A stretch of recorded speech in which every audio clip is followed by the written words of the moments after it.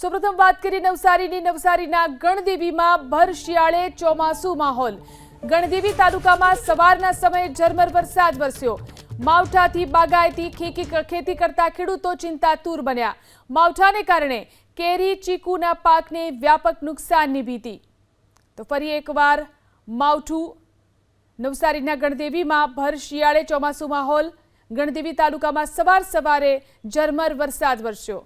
વધુ જાણકારી મેળવી અમારા સંવાદદાતા સિદ્ધેશ ફોન લાઈનથી જોડાયા છે। સિદ્ધેશ, વરસાદ વરસ્યો છે, ખાસ કરીને આ સિઝનમાં, ત્યારે બાગાયતી પાકોને કેટલું નુકસાન? જી, ગણદેવી તાલુકો ખાસ કરીને બાગાયતી વિસ્તાર માનવામાં આવે છે અને મોટા પ્રમાણમાં કેરી, ચીકુ સહિત અન્ય ફળફળાદી ત્યાં મોટા પ્રમાણમાં ખેડૂતો એની ખેતી કરે છે। શિયાળાની શરૂઆતમાં જ માવઠું પડ્યું હતું, ત્યારે ફરી એકવાર આજે વહેલી સવારે જ અમી છાંટડા પડતા ખેડૂતોની ચિંતા વધી છે, કારણ કે આ સમય એવો છે કે જ્યારે કેરીના મોર ફૂટતા હોય છે અને ચીકુનું ફ્લાવરિંગ આવતું હોય છે। એવા સમયે આ વરસાદ ખેડૂતોની ચિંતા વધારી રહ્યો છે। ખાસ કરીને ગણદેવીની વાત કરવામાં આવે તો અમલસાડી ચીકુ ખૂબ પ્રખ્યાત છે અને અત્યારે એની સિઝન છે। એ સમયે આ વરસાદ ખેડૂતોની ચિંતામાં વધારો કરશે અને પાક ઉપર અને ઉત્પાદન પર એની અસર જોવા મળશે। જી, આભાર તમામ જાણકારી આપવા માટે।